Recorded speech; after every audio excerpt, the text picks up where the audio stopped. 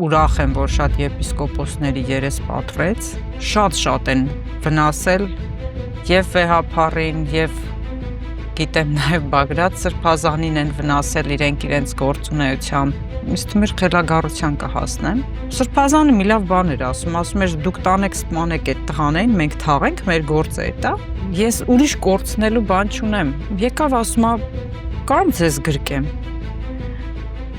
Ասացի գրկեք, գրկեցի իրա։ 5 ամիս բանտում լինելուց հետո որ դուրս եկա, մթնոլորտը փոխված է, բրկված վիճակ է։ Դե Պաշակ Սրբազանին այդ օրերի համար են հիմա ձերբակալել։ Ոչ մեկից չեմ վախենում։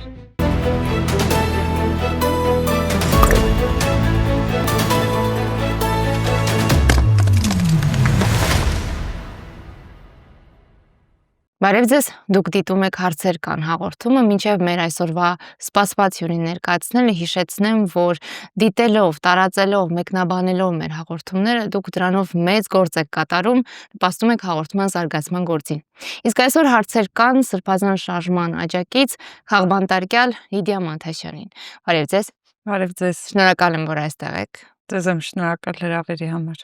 Ես անկեղծ պիտի ասեմ, որ երկար եմ մտածել ձեզ հրավիրել թե ոչ, որովհետև Հայաստանում ստեղծվել է մի իրականություն, երբ մարդուն կարող են կալանավորել նաև հարցազրույցում հնչեցրած մտքի, խոսքի, կարծիքի, բառի համար։ Եվ դուք, որ այսքան ամիս զրկանքներով անցաք, որևէ դեպքում չէի ուզի որևէ ձևով ձեզ վնասել, շատ հաճախ է պատահում, որ բռնաճնշումներից հետո գործիչները, հատկապես եթե քաղաքական գործիչներ չեն, այդ բռնաճնշումներից հետո որոշ չափով ընկրկում են, բայց ակնհայտորեն այն զրկանքները, որի միջով դուք անցաք, այն հսկայական ճնշումը, որի միջով դուք անցաք, ձեզ չեն փոխել, դուք նույն Լիդիան եք, ներողություն, բայց մարդկային վախ չկա, որ դա նորից կարող է գին արժենալ։ Ինչից պիտի վախենամ։ Մեր պետությունը կործանման եզրին է հիմա։ Մենք մի պետությունը մեր հայկական կորցրինք, դրանից առաջ 5000 զոհ տվեցինք դա պահպանելու համար, չկարողացանք, որովհետև համոզված եմ արդեն ուղղակի, որ ամեն ինչ պայմանավորված էր թշնամու հետ։ Հիմա մեր հայկական, այս մի պետականությունն է վտանգված։ Ես ուրիշ կորցնելու բան չունեմ, այսինքն ես լռելու ցանկություն չունեմ։ Ես խոսող մարդ չէի, դուք գիտեք, ես հանրային երբևէ խոսք չեմ ասել։ Այս գործի շնորհիվ ես դարձա այնպիսի կերպար, որին հարցեր ունեն մարդիկ։ Ու հիմա պետք է խոսեմ, որովհետև ուրիշ գործիք չունեմ ես պայքարելու։ Այսօր մնացել է իմ ձեռքին միայն այդ գործիքը։ Եվ ես պետք է խոսեմ, որովհետև ոչ մեկից չեմ վախենում, իմ Տերը Աստված է, իմ պաշտպանը Աստված է, նույնիսկ այն կալանավորումը, որի միջով ես անցա, առանց իր թույլտվության հնարավոր չէր, որ լիներ, այսինքն դա էլ էր պետք հավանաբար, այսպես ես շարունակելու եմ անել այն, ինչ որ արել եմ մինչ այդ, որովհետև որևէ հակաօրինական բան ես չեմ արել։ Երեք շատ ծանր օրեր, հերթական ծանր օրեր, այս իշխանությունը 10 եպիսկոպոսների ձեռամբ փորձեց հերթական սադրիչ գործողությունը կատարել, հավատավոր ժողովրդի բարեպաշտ ժողովրդի շնորհիվ կանխվեց հերթական սադրանքը գրոհը եկեղեցու դեմ։ Կպատկերացնեիք, որ եկեղեցու դեմ գործողությունները այսչափ ուժգնանան ու կհասնեն սրան։ Որովհետև ես հիշում եմ կար շրջան, երբ որոշ շրջանակներ փսփսում էին, որ Սրբազան շարժումը քաղաքականացրեց եկեղեցին եւ դրա համար է, որ այն դարձավ իշխանության թիրախ։ Մինչդեռ հիշողություն ունեցող եւ իրականությանը օբյեկտիվ հայացքով նայող մարդիկ շատ լավ գիտեն, որ եկեղեցու դեմ արշավը այս իշխանությունը սկսել է շատ ավելի վաղուց։ 2018 թվականին, երբ Նիկոլ Փաշինյանը նոր էր եկել իշխանության, սկսվեց Նոր Հայաստան, Նոր Հայրապետ շարժումը։ Շատերը ասում էին, սա իրան էլ ենք մերժելու, վեհափառին մերժելու ենք անենք, այդ ժամանակ ես հիշում եմ, ինձ թվում էր խելագարության կհասնեմ, երբ որ դիվանատունն էին արդեն գրավել այդ մարդիկ, ու իդեպ Պաշակ Սրբազանին այդ օրերի համար են հիմա ձերբակալել։ Չեմ պատկերացրել երբևէ, որ այս օրվան կհասնենք, բայց սա պետք էր հավանաբար, ասում եմ, ամեն ինչում Աստծո կամքը կա։ Մենք ինքնամաքրման շատ լավ շրջան ենք անցնում։ Այդ շատ ծանր։ Ծանր, բայց ինքնամաքրման շրջան ենք անցնում։ Առանց այս ծանրությունների ես վստահ չեմ, որ մենք կարողանալու ենք մաքրվել։ Եվ եկեղեցին է մաքրվում, եւ ընդհանրապես հանրությունն է իր մեջ են ամբողջ կեղտոտ բաները ցույց տալիս, որպեսզի հետագայում, երբ որ մենք կունենանք ազգային իշխանություն, կկարողանան արդեն հասկանալ խնդիրները որոնք են եւ ինչպես պետք է կառուցել պետությունը, որպեսզի այս օրվան մենք չհասնենք, որպեսզի Նիկոլ Փաշինյանները չգան իշխանության, որպեսզի ժողովուրդը այնքան նեղված չլինի, որ 2018-ի նման այդպես դուրս գա փողոց, այո։ Պետք է ինքնաքննությամբ զբաղվեն բոլոր պետական գործիչները, նախկին գործող 30 տարիներում մեր երկրում շատ մեղք է գործվել եւ դրանից առաջ էլ է շատ մեղք գործվել։ Դրա հետևանքը մենք կրում ենք այսօր, այսինքն Նիկոլ Փաշինյանը այդ ամբողջ նախկին մեր գործած մեղքերի ծնունդն է։ Մեր ժողովուրդն է ծնել Նիկոլ Փաշինյանին եւ մենք այդ մաքրման շրջանը պիտի անցնենք։ Մենք այդ կերպարն ունենալով պետք է հասկանանք ինչպիսին չպետք է լինի երկրի ղեկավարը։ Ու եկեղեցու դեմ շարժումը շատ ուրախ եմ, որ շատ եպիսկոպոսների երես պատռեց, որովհետև այդ մարդիկ էին, որոնք շատ են վնասել եւ վեհափառին եւ գիտեմ նաեւ Բագրատ Սրբազանին են վնասել իրենց գործունեությամբ եւ վեհափառի մոտ վատաբանելով Բագրատ Սրբազանին եւ սովորական պարզ հավատացյալ մարդկանց մոտ վատաբանելով են պայքարի ամենաթեժ պահերին, որ իրենք կարող էին գալ իրենց եղբոր ձեռքը բռնել, կամ թեկուզ եթե դեմ եք, գայք ասեիք եղբայր, սխալ ընթացքի մեջ ես, հա, եթե իրենք դեմ էին դրան, փորձեին իրենց եղբորը իրենց պատկերացրած ճիշտ ուղու մեջ դնել, բայց իրենք չեն արել դա, ու անընդհատ լուրեր էին գալիս, որ այսինչ դպրոցի տնօրենին ասել է այսինչ բանը, այն մեկը այն մյուսին այսպես է ասել ու անդադ sense ոնց որ պառակտվեր այդ ընթացքը, շարժումը, որ գնում էր։ Ու շատ ուրախ եմ, որ հիմա իրենց դեմքը ցույց են տվել եւ վեհափառն էլ է արդեն իրենց ճանաչում։ Այս շրջանը իրոք եկեղեցու ինքնամաքրման համար էր նաեւ շատ կարեւոր, ես վստահ եմ էլի մարդիկ դուրս կգան։ Այս 10-ով չենք սահմանափակվի, ես մի տեսակ այդպիսի վստահություն ունեմ, բայց սա այնպիսի շրջան է, որը որ Աստված թույլ է տվել, որ մեր երկրում կատարվի, մեր եկեղեցում կատարվի, իր հիմնադրած եկեղեցում կատարվի, ու սրանով ինքը մաքրում է մեր եկեղեցին։ Աստված ուժ տա մեր վեհափառ հայրապետին, որ կարողանա ամուր մնալ իր դիրքերում, եւ ես շատ ուրախ եմ, որ երբ որ նույնիսկ իր ընտանիքին կպան, քրոջ որդուն ձերբակալեցին եւ եղբոր որդուն են նաեւ փորձում ինչ-որ ձևով ճնշումներ գործադրել, որևէ հետքայլ չարեց վեհափառ հայրապետը։ Դա խոսում է նրա մասին, որ նա ունի շատ բարձր գիտակցություն, թե ով է ինքը, որ աթոռն է ինքը պահպանում։ Եվ Աստված օգնական վեհափառ հայրապետին, որ այս ամեն ինչի միջով պատվով կարողանանք մեր ժողովրդի օգնությամբ անցնել։ Ես հիշում եմ Սրբազան շարժման ընթացքին շատ շատերի մոտ այդ հարցը առաջանում էր, ինչու ամբողջական աջակցություն չկա Բագրատ Սրբազանին եւ այդ համաժողովրդական շարժմանը։ Փաստորեն ոչ միայն լիարժեք աջակցություն չի եղել, ճիշտ հակառակը,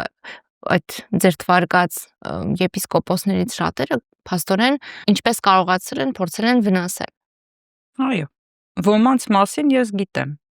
Չեմ ուզում հիմա բարձրաձայնեմ խոսեմ, բայց գիտեմ ոմանց մասին, ովքեր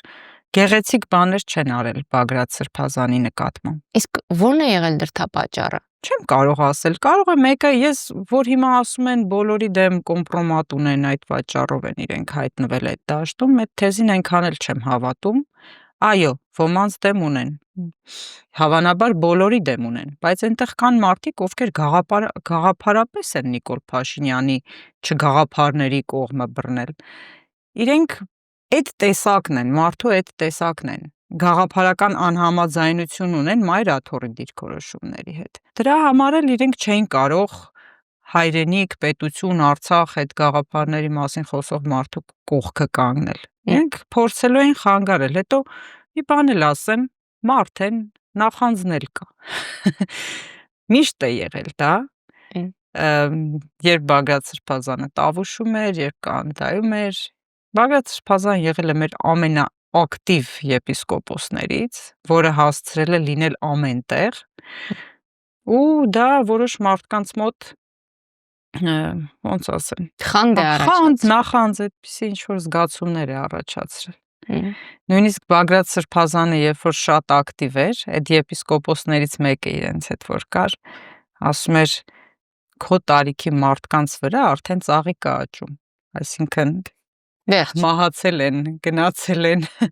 դու երիտասարդի նման ինչ ես ակտիվ էստեղից այնտեղ վազում, ինչ որ բաներ անում։ Մեղադրանքներ էին հնչում քաղաքականությամբ զբաղվելու վերաբերյալ։ Այս իշխանությունը դա դրոշակ է դարձրել, թե հոգևորականները չպիտի զբաղվեն քաղաքականությամբ, մինչդեռ աշխարհի բազմաթիվ առաջադեմ երկրներում հոգևորականները այո զբաղվում են քաղաքականությամբ, զբաղեցրել են բարձր պաշտոններ, ընդհանրապես մի շատ ցայտուն օրինակ բոլորովին վերջերս մինչև 2017 թվականը 5 տարի Գերմանիայում նախագահը լյութերական հովիվ էր։ Անգամ այստեղ իրենք շահարկելու հարց չունեն, հատկապես եթե հռչակել են Հայաստանը ժողովրդավարության բաստիոն, ժողովրդավարական իրավական երկիր։ Քաղաքականությամբ զբաղվելու հարց չկա, մեր գոյության պայքարն է սա։ Մենք կամ լինելու ենք պատմության մեջ, մնալու ենք, շարունակելու ենք գոյություն ունենալ, կամ չենք լինելու։ Հիմա երբ որ մարդիկ խոսում են մեր պետության պահպանության մասին, դա քաղաքականություն է, թե ոչ, հետո որ վերցնենք ամեն ինչն է քաղաքականություն։ Երբ որ դու գնում ես ընտրության, դա քաղաքականություն չի, քաղաքականություն է։ Նույն վեհապար Հայրապետը Հայաստանի Հանրապետության քաղաքացի է, գնում է մասնակցում է ընտրություններ, հիմա ինքը քաղաքականությամբ է զբաղվում, թե չի զբաղվում։ Մարդը ունի հովական տարածք, այդ հովական տարածքում իր քարոզչությունն է անում։ Սրբազանը մի լավ բան էր ասում էր դուք տանեք սպանեք այդ տղաներին, մենք թաղենք, մեր գործը է դա։ Այդ պիտի անի հոգևորականը։ Ոչ, հոգևորականը հայ առաքելական եկեղեցու հոգևորականը մանավանդ, երբ որ այդ հայ բառը կպած է առաքելական եկեղեցուն, նա չի կարող ուղղակի Հայաստանակենտրոն գործունեություն չծավալել։ Նույնը մայրաթոռը ասում են քաղաքական հայտարարություններ անում, չկա այդտեղ քաղաքական հայտարարություն, բա ոնց է որ նեղն եք ընկնում մայրաթոռի օգնությանն եք դիմում։ Մեր պետությունը, երբ որ 91 թվին անկախ պետականություն ենք հռչակել, շատ երկրներում դեսպանատան տարածքները մայրաթոռն է նվիրել իր ունեցած տարածքներից, բայց ինչ չեք խոսում դրա մասին։ Այդ քաղաքականության խառնվել էր, թե չէ։ Կամ որ այսքան սոցիալական հարցեր կան Հայաստանում։ Շատ սոցիալական խնդիրներ կան ու եկեղեցին միշտ ընդհանրապես չխոսելով դրա մասին բազմաթիվ սոցիալական հարցեր է լուծել տարբեր համայնքներում, Հայաստանում, թե Հայաստանից դուրս, բայց մանավանդ Հայաստանում։ Հոգևորականները գնում էին դրսից գումար էին խնդրում, որ գան Հայաստանում ինչ-որ գործունեություն ծավալեն։ Նույն Բագրատ Սրբազանը ինքը կոշիկ չուներ հագնելու, բայց գնում էր Կանադա իր հին համայնքը, որ կար, որտեղ ինքը գործել էր։ Այնտեղից գումար էր հավաքում, բերում էր տավուշի երեխաների համար մեծ սոցիալ-կրթական կենտրոն կառուցում, ասենք այդ մարդը, ոնց եք ասենք, դուք դա համարում եք քաղաքականությանը խառնվել ու սոցիալական հարցեր էր լուծում։ Մեկի համար տուն էին կառուցում, դպրոցի պատուհան էին փոխում, էլ չասեմ դիրքերում ինչքան աշխատանք են կատարել, էլ բունկերներ են կառուցել, կահավորմանն են օգնել, դա քաղաքականության խառնվել է, թե ոչ։ Բագրատ Սրբազանը բացի խարիզման, բացի այն, որ մեր մեծագույն հոգևորականներից է, նա նաև ունի փայլուն կրթություն։ Բագրատ Սրբազանը սովորել է Հայաստանի լավագույն բուհում, ես վստահ եմ, Գևորգյան հոգևոր ճեմարանում, այնուհետև սովորել է Լիդսի համալսարանում Անգլիայում, այնուհետև սովորել է դրանից հետո Կանադայի Կոնկորդիայի համալսարանում եւ ստացել է մասնագիտացում, որը Հայաստանում չկա։ Բիոէթիկայի մասնագետ է, որ ամբողջ աշխարհում շատ ընդունված մասնագիտացում է, բայց Հայաստանում չունենք այդ մասնագետները։ Ու այդ մարդը տասնյակ տարիներ զբաղվել է ունեցել է առաջնորդի պաշտոն, հա, առաջնորդի դիրք է զբաղեցրել ու իր համայնքներում հաջողել է։ Այսինքն այդ հատկություններն ունեցող մարդուն, եթե չվերցնենք այն, որ ինքը մեծ հոգևորական է, այդ մարդուն պիտի ներգրավեին նույնիսկ պետական կառավարման մեջ, որովհետև ինքը գաղափարական շատ մեծ առաջնորդ է, շատ մեծ։ Բայց բացի իրենից միայն ինքը չի։ Օրինակ հիմա վերցնենք Միքայել Սրբազանին։ Ես այս օրերին, որ նայում էի Տիկնիկային թատրոնի տնօրենի հետ կապված ինչ-որ պատմություններ կային, անկեղծ խղճում եմ այդ մարդուն։ Մենք եթե ունենայինք նորմալ պետականություն, պիտի փնտրեինք Միքայել Սրբազանի նման մարդուն, որպեսզի իրեն հարցնենք իմաստությունը իր նախնիների տված մեզ բացատրել։ Ինչ եմ ես ասում։ Մենք միշտ մտածում ենք, ասում ենք, ուր են մեր թագավորական ընտանիքների սերունդները։ Ուր կորան սերունդները։ Այդ մարդիկ պիտի հիմա լինեին մեր մեջ եւ մեր իմունիտետը լինեին, հա? Ասեին որն է ճիշտը, որը սխալ է, իմաստությունը, որ իրենց նախնիներից ստացել են իրենք ժառանգաբար, պիտի մեզ փոխանցեին։ Միքայել Սրբազանը հետում երկրորդ թագավորի եղբոր ընտանիքից է։ Գրիգոր Լուսավորչի եւ մյուսների աջերի պահպանությունը, որպեսզի ասպատակողները չկան, գողանան, տանեն, հանձնվել է Հետումյանների ընտանիքի այդ ճյուղին, հա? Հետում թագավորի եղբոր ընտանիքին է հանձնվել ու իրենք սերնդեսերունդ այդ աջերի պահպանությամբ են զբաղվել եւ իրենց Հետումյան ազգանունը փոխարինվել է, դարձել են իրենք աջապահյան։ Մեծագույն հոգևորականներ են դուրս եկել այդ ընտանիքից, բացի նրանից, որ իրենք թագավորական ընտանիքի սերունդներ են այսօր մեր մեջ ապրող։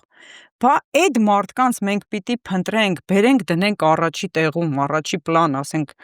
դուք մեզ մի հատ սովորեցրեք ոնց պիտի լինի, հա? Ձեզ ինչ են փոխանցել։ Այդ արյունը ջուր չի դառնում, չէ՞ ասում են արյունը։ Այդ արյունը կրող մարդիկ եք դուք, այդ ազնվականությունն եք մեր, որ պահպանվել են մինչև այսօր։ Ոնց կարող է այդ մարդը այսօր լինի բանտում։ Ու նաև իրենք այդպես մեծահոգություն անեն, թույլ տան, որ գնա իր բժշկի մոտ բուժվելու։ Այդ ուղղակի ապշելու բան է։ Նույնը Բագրատ Սրբազանի պարագան, նույնը էլի շատ մենք հոգևորականներ եւ ոչ հոգևորականներ ունենք, որոնց կարող ենք բերել եւ գնալ խնդրել, որ իրենք գան պետական կառավարմանը մասնակցելու, որպեսզի մենք կարողանանք կառուցել այն պետությունը, որը իրականում խաղաղություն է բերելու մեր ժողովրդին, ոչ թե այն ինչ որ այսօր կա։ Կուզեի այս պահին առանձնացնել Վեհափար Հայրապետի երեկվա պատգամից մի ձևակերպում, ասում է դիմելով հավատավոր զավակներին, ասում է դուք այսօր հավաքվել եք հոգևոր կենտրոնում հայոց, վկայելու ձեր սերը Սուրբ Եկեղեցու հանդեպ։ Վկայելու բարի մասին է իմ հարցը։ Մասնավոր զրույցներում շատերը իրենց դիրքորոշումն են արտահայտում այս ամենի հետ կապված, հա, որ իրենց համար ընդունելի չէ, որ զզվելի է ինչ անում է իշխանությունը եկեղեցու հանդեպ, բայց մասնավոր զրույցներում երբ հարցը առաջանում է իրենց այդ դիրքորոշումը վկայելու, ապացուցելու, արտահայտելու մասին, շատերը ուղղակի խուսափում են։ Ոնց հասնել դրան, որ դա դառնա շատ սովորական մի բան։ Անկեղծ ես չեմ կարող ասել ոնց հասնել դրան ու ես չեմ էլ հավատում, որ լայն մասաները երբևէ դուրս են գալու եւ վկայեն դրա մասին, միշտ էլ փոքր հոտն է եղել առաջնորդողն ու հաղթողը, հա։ Հավանաբար մտածում են դե այս մարդիկ անում են, մեր կարիքը էլ չկա, որ մենք անենք։ Չեմ կարող ասել ինչ են մտածում այդ մարդիկ, բայց օրինակ մի բան ասեմ։ Երեք հանդիպեցի մի կնոջ, եկավ ասում է, կամ ձեզ գրկեմ։ Ասացի գրկեք, գրկեցի իրան։ Ու ինքը միակը չի, որ այդպես ասում է։ Էլի մարդիկ եղել են այս ընթացքում, որ նույն բանը ասում են։ Ասում են մենք այստեղ հանգիստ աշխատում ենք, ապրում ենք, դուք մեր փոխարեն դուրս եք եկել պայքարի։ Այսինքն այդ գիտակցությունը կա, որ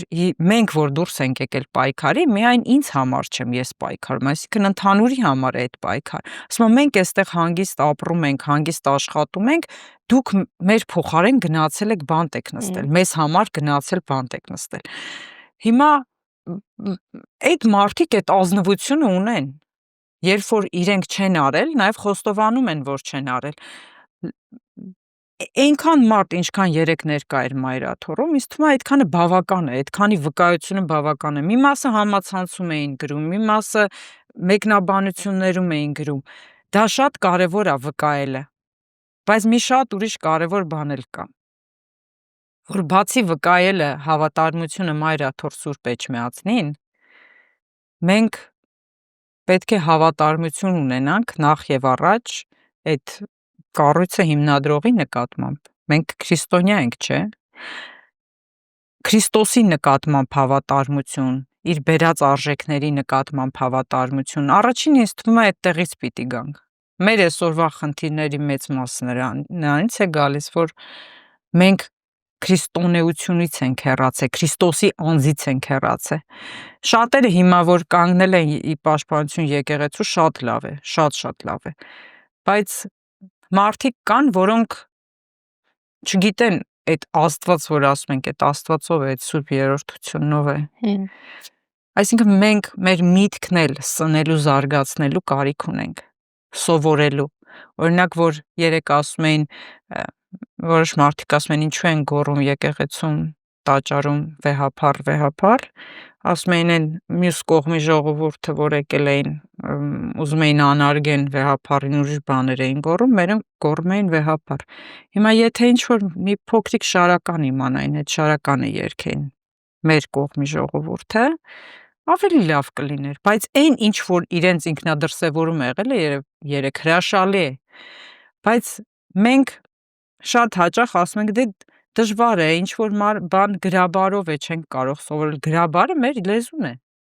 մեր հայերենն է։ Եթե ես մաթեմատիկ լինելով կարողացնում այդ պատարագի ժամերգությունների տեքստերը հասկանալ,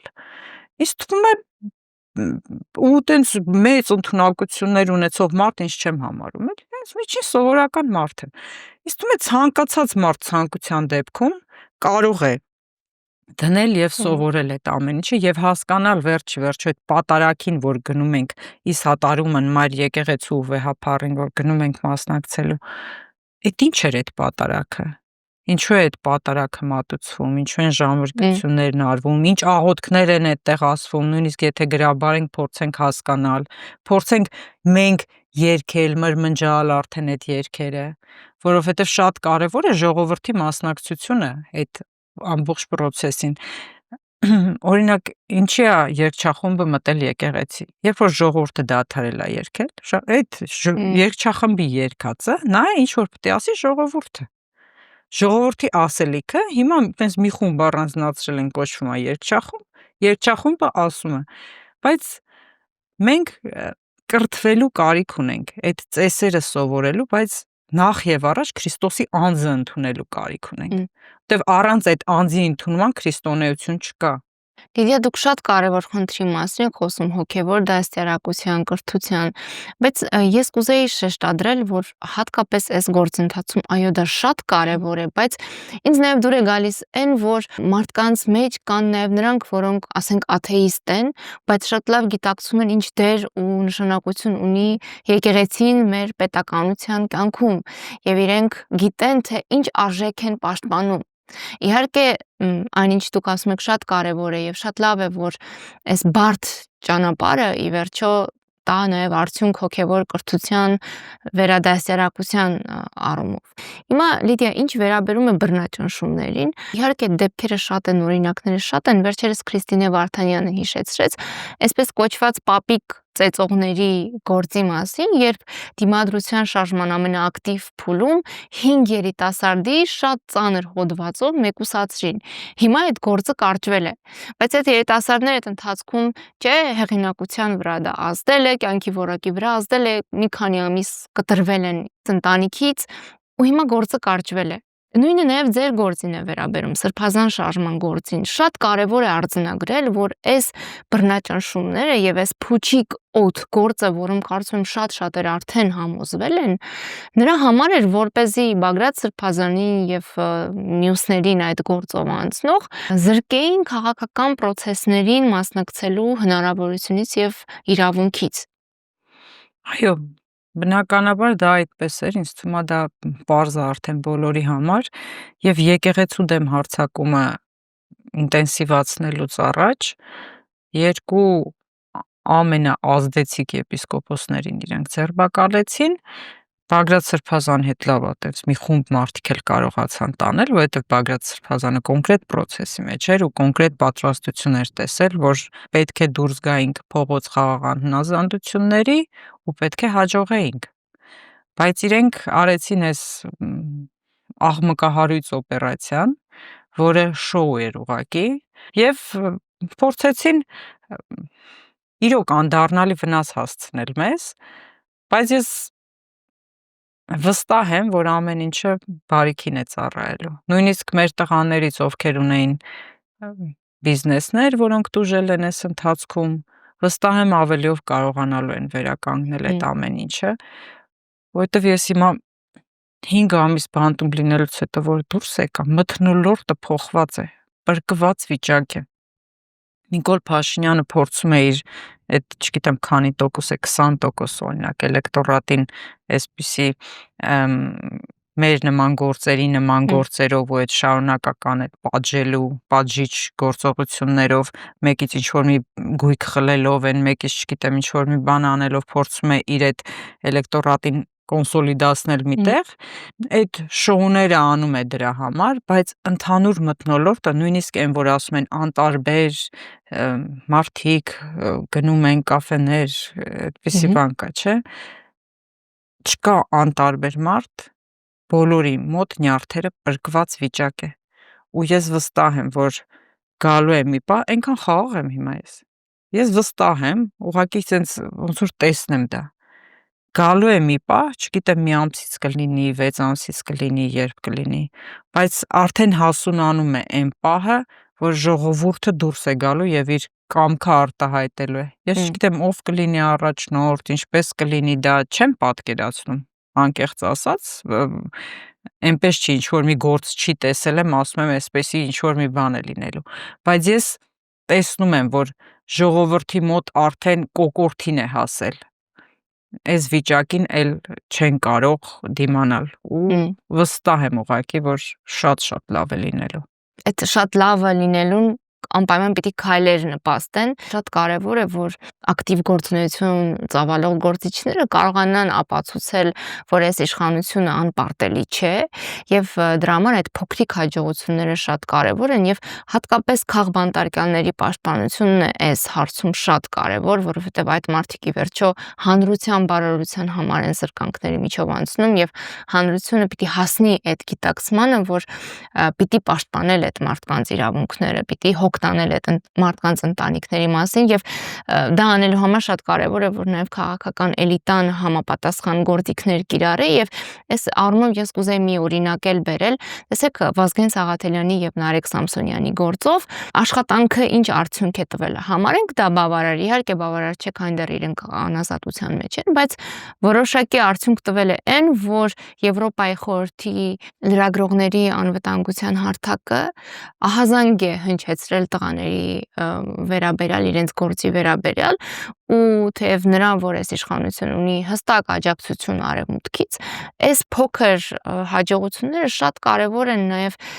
պայքարի դուրս եկած մարդկանց ցույց տալու համար, որ համառ աշխատանքի շնորհիվ հնարավոր է հասնել քայլերի, որը կզսպի այս իշխանությանը, որը կթուլացնի այս իշխանությանը։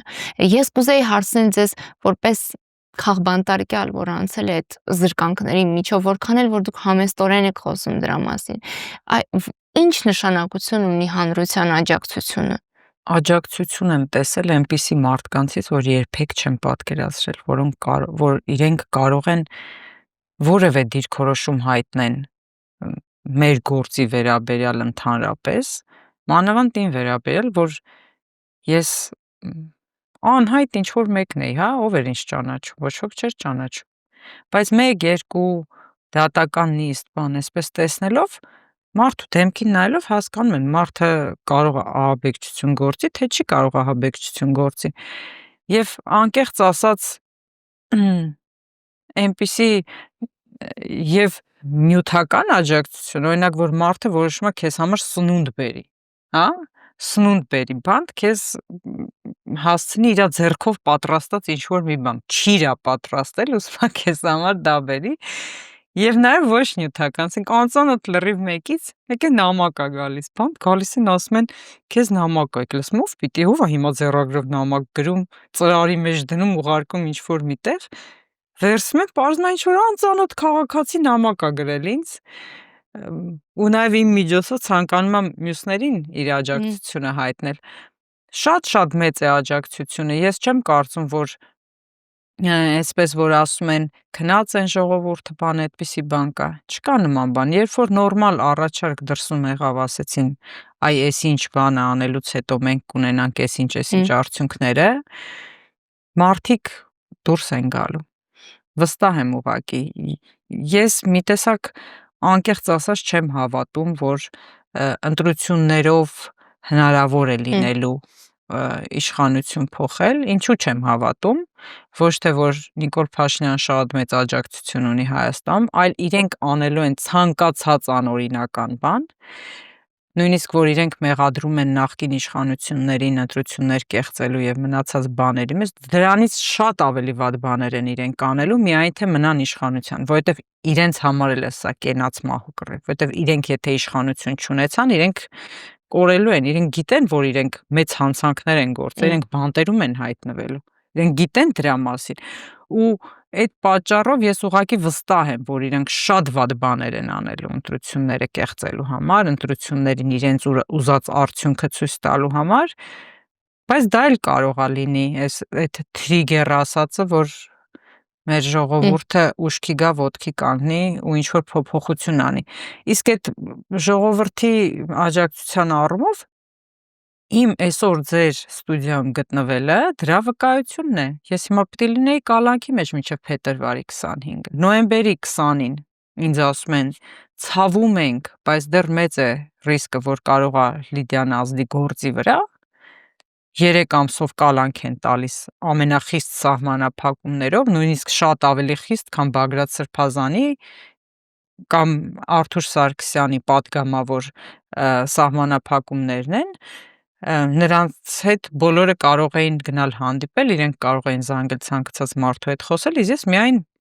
մորս ու քույրերիս, ուրիշի հետ կապ հաստատելու հնարավորություն չեմ ունեցել այնտեղ։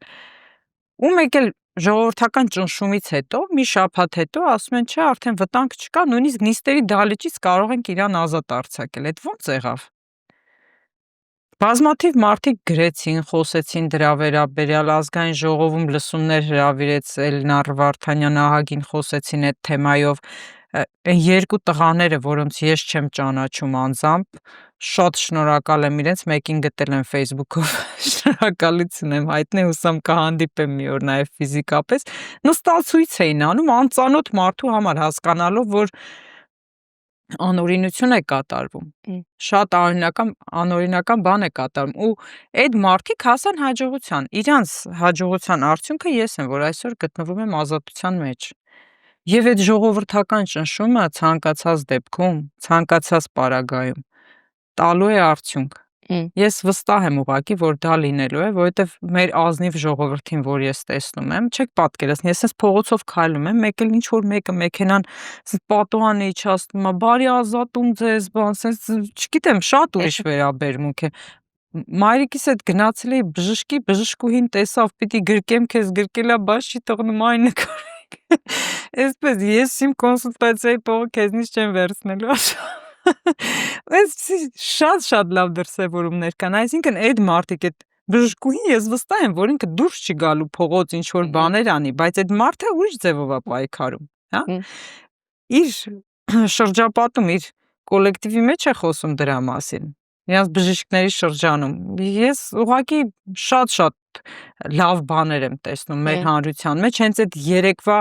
դրսևորում է էլի մարդկանց, որ գնացել են իրենց վեհապարին պաշտպանելու, անկախ նրանից ինչ են խոսում, ճիշտ են խոսում, սխալ են խոսում վեհապարի մասին, իրենք գիտեն, որ իրենք դրանով պաշտպանում են իրենց եկեղեցին եւ պաշտպանում են իրենց վեհապար հայրապետին։ Ու ազնվորեն գնացել են մինչեւ գիշերը որ ժամներ, ասենք այնտեղ իրենք կանգնած են զինվորի նման կանգնած պաշտպանում են։ Շատ ուրախալի տեսարան էր։ Իդեա եւ վերջում անկեղծ ասած ես չեմ կարող իմ վերաբերմունքը չարտահայտել։ Բոլոր նրանք, ովքեր գոնե մեկ անգամ եղել են Տավուշում թեմում առաջնորդարանում եւ տեսել են ինչ համակարգ էր ստեղծել ավերակից Բագրատ Սրբազանը, անձամբ դուք էլ այդ համակարգի կարևոր մաս եք եղել։ Բազմաթիվ ծրագրեր եք իրականացնում։ Իսկապես վառ օրինակ էր Տավուշի թեմը եւ առաջնորդարանը։ Դուք ունեիք բոլոր հիմքերը եւ հիմնավորումները անկեղծորեն ասելու, որ դուք ներողություն գլուխը կախ ձեր շատ կարևոր անելիքը անում եք եւ ավելին անելու հարց պիտի չառաջանարել։ Բայց դուք այդ դրախտային պայմանները թողեցիք ու հայտնվեցիք այս շատ ծանր պայմաններում։ Դուք լավատեսորեն եք խոսում, ինչը շատ գովելի է հատկապես այսքան դժվարությունից հետո։ Ես կուզեմ, որ ձեր լավատեսությունը իսկապես հիմնավոր լինի, որ բոլոր նրանք, ովքեր գլուխը կախ գործն են անում, մի պահ գլուխը բարձրացնեն ու տեսնեն իրականում ինչ է կատարվում, որովհետև կարող է հետո ուղղակի չհասցնեն գլուխը բարձրացնել, մի աղետ գա եւ իրենք մաշկի վրա զգան, թե ինչ արժեր գլուխը բարձրացնելու այս իրականությունը տեսնելը։ Ես հուսամ, որ այս փուչիկ գործը հանգուցալուծման կհասնի եւ ինչպես դուք եք ձեր հարցազրույցներից մեկում նշել, գոնե հնարավորություն կունենաք Բագրատ Սրբազանի հետ զրուցելու։ Ամենաշատը կարծեմ դուք հիմա դրա կարիքը ունեք ձեր հոգևոր հոր առաջնորդի հետ զրուցելու։ Այն ինչ որ արել է Բագրատ Սրբազանը Տավուշում, միայն այդ համակարգը չի, որ ինքը ստեղծել է։ Միջավայր է ինքը ստեղծել։ Շատ գեղեցիկ միջավայր։ Մարդիկ Տավուշի տեղը չգիտեին մինչև Բագրատ Սրբազանը։ Նա մինչև Տավուշը գալն էր արդեն գործունեություն ծավալում Տավուշում։ 2014-ին ինքը դեռ առաջնորդ չէր, Ամանորին ընդառաջ, Սուրբ Ծնունդին ընդառաջ լրագրողների մեծ խումբ էր կազմել, բերի այդ ճանաչողությունը տա մարդկանց ինչ է Տավուշը եւ սահմանը ինչ է, այդ պատվով ապրող մարդկանց ներկայացնեն այդ մարդիկ, չգիտեմ քանի օր, 4 օր, 5 օր մնացել են Տավուշում այդ լրագրողների մեծ խումբ, մեծ ավտոբուսներով գնացել են, եթե չեմ սխալվում 140 լրագրող է գնացել Տավուշ։ Սահմանի երեխաներին էլ նվերներ, բաներ, ամեն ինչ մինչև Տավուշ գնալն արել է, բայց ինքը Տավուշի առաջնորդ դառնալուց հետո իր անձի միջոցով բարձրացնում էր Տավուշը։ Ամբողջ աշխարհից մարդիկ էին գալիս իր մոտ, որ տեսնեն այդ ինչ է այդ Տավուշը։ Որտեվ ինքը Անգլիայում սովորելով, Կանադայում ծառայելով, տարբեր երկրներում կապեր ունենալով, այնպես էր խոսում Տավուշի մասին, բոլորը ցանկություն ունեին գային տեսնեին ինչ է այդ Տավուշը եւ ամեն եկող ինչ որ մի բան անում էր այդ տեղի համար։ Օրինակ մեր առաջնորդանի մասին դուք խոսեցիք, այդտեղ ամեն սենյակում ինչ որ մարդկանց անուններ են գրած։ Կինոթատրոնը, որ Իջևանում կինոթատրոն չկա։ Միակ տեղը, որտեղ կարող են որակով ֆիլմ դիտել, այդ Տավուշ թեմի առաջնորդանի Բագրատ Սրբազանի կառուցած կինոթատրոնն է։ Եվ դպրոցներից գալիս էին այդտեղ, այսինքն միայն ինքը այդ իր փոքր հոգևոր շրջապատի համար չի արել ինչ արել է, ինքը ամբողջ Տավուշում շատ մեծ գործունեություն է ծավալել ու պլյուս դրան մեծ երիտասարդներից թեմի սիրեցնել է տվել Տավուշը։ Մենք չէինք ճանաչում Տավուշը մինչև այդ վստահեցնում եմ ձեզ, ես Տավուշեցի լինելով Տավուշը չէի ճանաչում, Տավուշի արժեքը չգիտեի, նույն օրինակ Արցախի արժեքը չգիտեի, այսինքն գիտեի, բայց այդքան խորությամբ չէի գիտակցում, մինչև որ ես մի անգամ Բագրատ Սրբազանի հետ գնացի Արցախ։ Երիտասարդների մեծ խմբով 50 երիտասարդների հետ գնացինք Արցախ։ Այդ օրվանից ինձ համար Արցախը դառավ մի ուրիշ բան, մի ուրիշ արժեք։ Ինքը սիրում է եւ սիրեցնում է եւ պետությունը եւ հայրենիքը եւ եկեղեցին եւ ծեսը, ինքը ինչը որ սիրում է, շրջապատին սիրեցնել է տալիս այդ ամեն ինչ։ Ու վստահ եմ, որ նույնիսկ այս բանտարկության օրերը իրա որ կան, մեծ արդյունք են տալու, շատ վստահ եմ, եւ ինքը այնտեղից ավելի ուժեղացած ու զորեղացած է դուրս գալու, եւ Աստված ցույց կտա, թե ինչեր կլինեն դրանից հետո։ Շնորհակալություն։ Ձեզ շնորհակալություն։